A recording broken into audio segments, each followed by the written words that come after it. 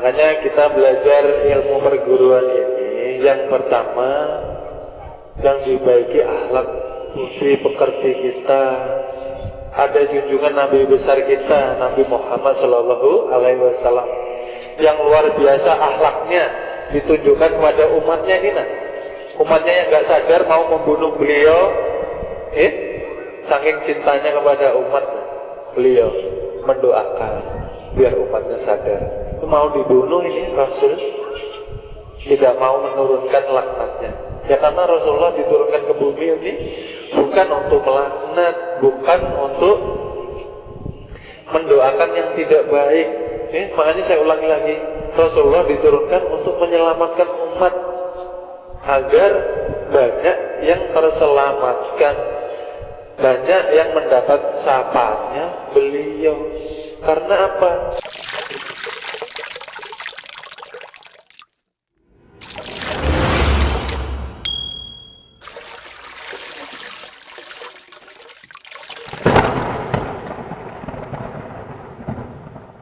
Rasulullah tidak mau melaknat, Rasulullah tidak mau membenci,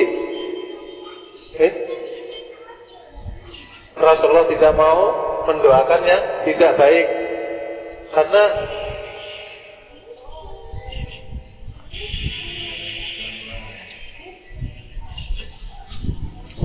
Karena yaitu kita semua hamba Allah. Rasulullah diturunkan di muka bumi ini untuk menyelamatkan umat, bukan untuk menjerumuskan umat masuk neraka. Itu yang perlu kita contoh dari junjungan Nabi besar kita, Nabi Muhammad Sallallahu Alaihi Wasallam. Jangan menjadi hamba yang mempunyai sifat yang buruk.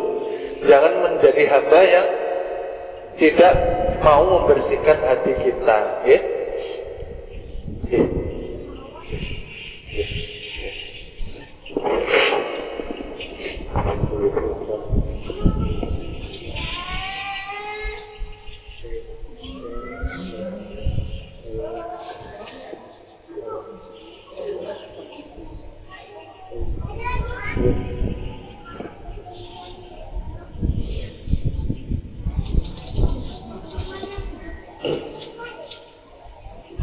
Kita lanjut ya. Terus cek low, cek high, cek tes low high. Makanya kita belajar ilmu perguruan ini, yang pertama yang dibaiki akhlak budi pekerti kita. Ada junjungan Nabi besar kita, Nabi Muhammad Sallallahu Alaihi Wasallam, yang luar biasa akhlaknya ditunjukkan kepada umatnya ini. Umatnya yang nggak sadar mau membunuh beliau, saking cintanya kepada umat, beliau mendoakan biar umatnya sadar. Itu mau dibunuh ini Rasul, tidak mau menurunkan laknatnya. Ya karena Rasulullah diturunkan ke bumi ini bukan untuk melaknat, bukan untuk mendoakan yang tidak baik. Makanya saya ulangi lagi, Rasulullah diturunkan untuk menyelamatkan umat agar banyak yang terselamatkan, banyak yang mendapat syafaatnya beliau. Karena apa? Karena namanya iblis si jajil sudah bersumpah kepada Allah untuk memasukkan sebanyak-banyaknya manusia ke dalam api neraka. Nih Rasulullah diturunkan untuk membantu kita. Maka kan lucu kita ini punya figur untuk dicontoh, figur untuk kita teladani. Kita mengaku umat, minta syafaat beliau, kita bersolawat, tapi kita tidak mau belajar mengkaji adab budi pekerti beliau. Kenapa beliau sampai mempunyai budi pekerti yang sangat luhur? Karena beliau paham, di dalam diri setiap manusia Allah menitipkan 7 sifatnya. Allah menitipkan nur Muhammadnya, nur dari junjungan Nabi besar Nabi Muhammad Sallallahu Alaihi Wasallam. Nur ini wajibnya masuk ke surga, masuk ke dalam rahmatnya Allah Ta'ala. Makanya Rasulullah diturunkan untuk memberikan tuntunan dari Allah. berupa akidah syariah, okay? Maka kalau belajar ilmu agama jangan setengah-setengah. Kalau sudah pintar syariah, akidah didalami, okay? Kalau hanya syariah pintar, akidah tidak didalami, yang ditakutkan timbul rasa sombong, lalu menyalah-nyalahkan orang, okay? Lalu mengkafir-kafirkan orang. Tidak boleh seperti itu. Sifat itulah yang menjadi iblis terusir dari rahmatnya Allah Ta'ala. Sifat sombong itulah yang mengakibatkan pimpinan para malaikat selama ibadah tadi terusir dari surganya Allah Ta'ala. Makanya itu adanya pengajian seperti ini setiap minggu, kami ingin mengingatkan kepada diri kami sendiri dan kepada murid-murid pada umumnya, bahwa kita harus kembali cinta kepada ibadah, karena ruh kesukaan kecintaannya ialah ibadah. Jadi itu tujuan ruh diturunkan ke dalam dunia, agar ruh kembali mencari jalan pulangnya, menjadi bercahaya zahir batin. Jangan terlarut-larut lupa kesenangan dunia. Rasulullah aja mencontohkan kepada kita bagaimana dasarnya beliau memperjuangkan agama Allah Subhanahu wa Ta'ala ini. Betapa hebatnya beliau. Perang sebegitu dahsyatnya. Gugurnya para sahabat menjadi syuhada. Untuk apa? Untuk mempertahankan agama yang detik ini sampai kepada kita. Harusnya kalau kita tahu sejarah, harusnya kita banyak berterima kasih masih menjadi umat yang dirahmati dengan diizinkan kita memeluk agama yang fitrah, agama yang suci, yang mengajarkan kita untuk selalu berserah diri kepada Allah Subhanahu wa Ta'ala. Makanya mari kita bersama-sama dengan adanya kajian rutin di majelis untuk mengingatkan kita bahwa tujuan kita adalah akhirat. Karena di dunia ini tidak ada kesenangan yang sempurna, tidak ada kesenangan yang kekal abadi. Semuanya akan kita tinggalkan. Cinta istri, cinta suami, maka masuk kubur mereka tidak akan ikut. Cinta anak-anak, cinta jabatan, ketika kita masuk kubur mereka tidak akan ikut. Yang ikut apa? Yang ikut adalah amal ibadah kebaikan dan ridhonya Allah Subhanahu wa Ta'ala yang baik. Kalau yang tidak baik, apa yang dibawa? Kegelapan. Apa yang dibawa? Api neraka. Makanya harus sadar kita ini makhluk cahaya. Jangan kotori badan kita dengan perbuatan-perbuatan yang tidak baik, karena Allah meliputi kita. Maka pahami bahwa Allah selalu bersama kita dimanapun kita berada. Dipahami,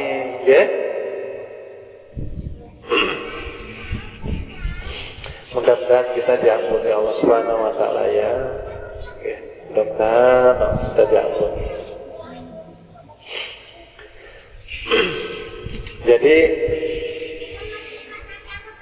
kita perlu tafakur, merenungi. Sudah baikkah ibadah kita selama ini? Sudah banyak bersyukurkah kita selama ini?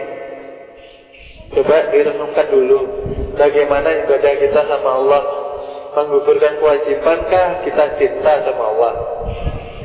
Kalau kita berdiri menjalankan sholat subuh dengan cinta kepada Allah, berarti dalam sehari nanti kita mendapat ujian dan cobaan, maka kita ridho dan ikhlas menerima ujian dan cobaan itu tadi. Biasakan jangan berkeluh kesah. Kenapa dilarang? Karena tanda berkeluh kesah ini tanda kita tidak terima dengan takdir dari Allah Subhanahu wa Ta'ala. Berarti kita berontak. Kalau berontak berarti kita tidak menerima. Kalau tidak menerima berarti kita tidak ikhlas. Kalau tidak ikhlas berarti kita jauh dari ridhonya Allah Subhanahu wa Ta'ala.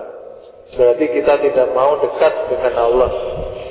Kalau tidak mau dekat, siap-siap hidup tanpa Allah, siap-siap ditinggalkan Rasulullah. Karena di dalam hidup tidak ada yang penting daripada Allah dan Rasulullah. Ujung rambut sampai ujung kaki ini tadi sudah kita kaji bahwa kita tidak mempunyai hak sedikit pun. Semua milik Allah. Zahir Allah membentuk, batin Allah menitipkan, tujuan Allah menitipkan pula, nafsu Allah menitipkan pula. Masya Allah. Jangan sampai kita termasuk orang-orang yang sudah diperingati Allah bahwa manusia banyak yang melebihi batas. Manusia bersifat tergesa-gesa. Renungi dulu. Kalau ada kejadian, ujian, cobaan, jangan dulu berburuk sangka kepada Allah. Karena semua ada hikmahnya. Kenapa saya harus begini? Oh, berarti Allah sedang mendidik saya.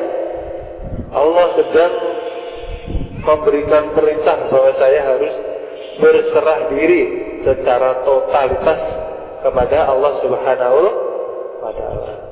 Karena dengan kita berserah diri berarti kita siap untuk dibantu Allah. Dengan berserah diri kita siap untuk diperbaiki Allah. Dengan berserah diri kita siap dinyalakan nur Muhammad kita zahir batin. Boleh berencana tapi tetap kembali kepada Allah. Manusia merencanakan, Allah yang menentukan. Kalau tingkat para waliullah, mereka tidak punya rencana. Mereka mengikuti rencana Allah, mengikuti air yang mengalir lebih hikmat. Manusia tidak punya rencana. Karena kalau kita paham ma'rifat, yang sesungguhnya punya rencana itu Allah. Kita lahir pun rencana Allah. Kita ada di dunia ini karena rencana Allah, bukan rencana kita. Nanti pun kita masuk kubur itu rencana Allah. Kan seperti itu. Kalau rencana manusia, mereka tidak mau masuk kubur, tidak mau mati, maunya hidup lamanya karena takut mati.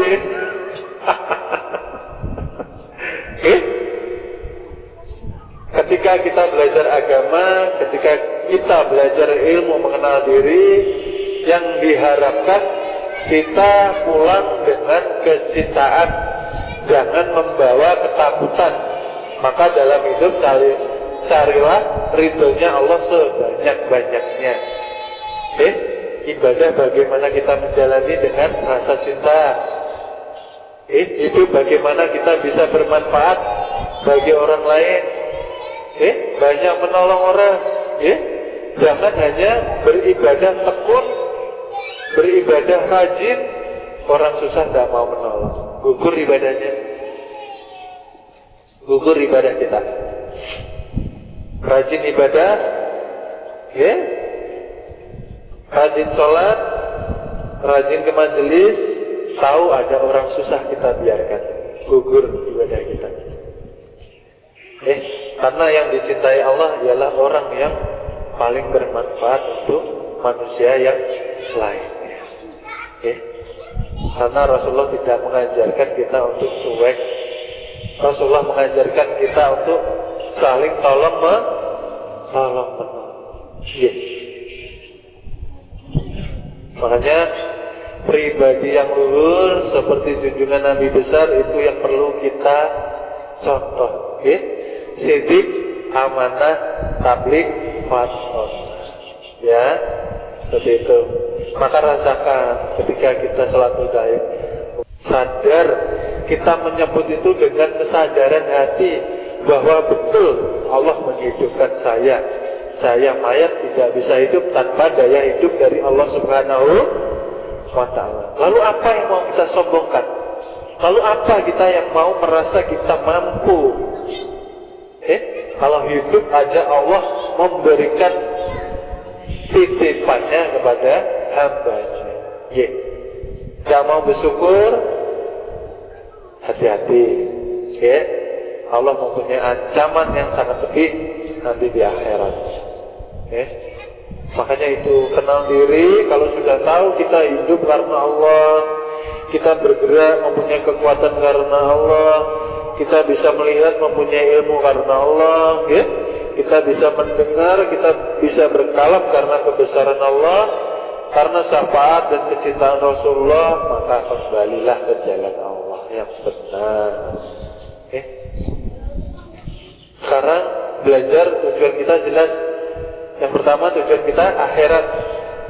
Yang kedua kita mencari bekal. Tadi apa bekal kita? Keridhaan dari Allah Subhanahu wa ta'ala. Coba kita banyak merenung lah, banyak merenung. Sudah jadi murid ini pantas kah saya melawan kehendak Allah? Sudah jadi murid pantas kah saya tidak bersyukur kepada Allah? Jadi murid ini pantas kah saya berdiri ini menjalankan 5 waktu tidak karena cinta kepada Allah? Tafakur, renungi diri kita masing-masing. Karena ilmu yang bermanfaat sesungguhnya ilmu yang membawa kita makin dekat, makin cinta kepada Allah dan kepada Rasulullah. Dikatakan itulah ilmu yang bermanfaat di dunia sampai nanti ke akhirat. Ilmu untuk dijalankan, tidak untuk diperdebatkan. Karena ilmu kita masuk ke dalam ilmu rasa, maka rasalah yang penting untuk diasah.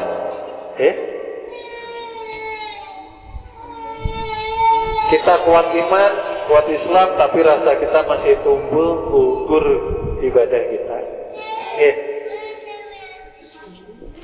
Ketemu orang tua di jalan yang perlu pertolongan, kita biarkan. Ada orang terzolimi di jalanan, kita biarkan. Gugur ibadah kita, jangan biarkan. Ada orang kelaparan jalan, beri makan. Ada orang kehausan, beri orang minum. Ada orang perlu tumpangan, beri tumpangan. Orang tidak punya baju, beri baju. Orang tidak punya celana, beri celana. Jadilah orang yang paling bermanfaat untuk manusia di sekeliling kita. Barulah ridhonya Allah insya Allah akan turun mendampingi kita. Paham ya? Maka hidup jangan dibuat susah. Yang membuat susah hidup itu sebetulnya kita, bukan Allah Subhanahu wa ta'ala. Makanya perlunya belajar. Ketika kita mempunyai masalah pribadi, mempunyai masalah keluarga, mempunyai masalah finansial, mempunyai masalah dalam saudara-saudara kita, jangan terburu-buru menilai, tidak baik. Jangan terburu-buru menilai diri sendiri yang paling baik.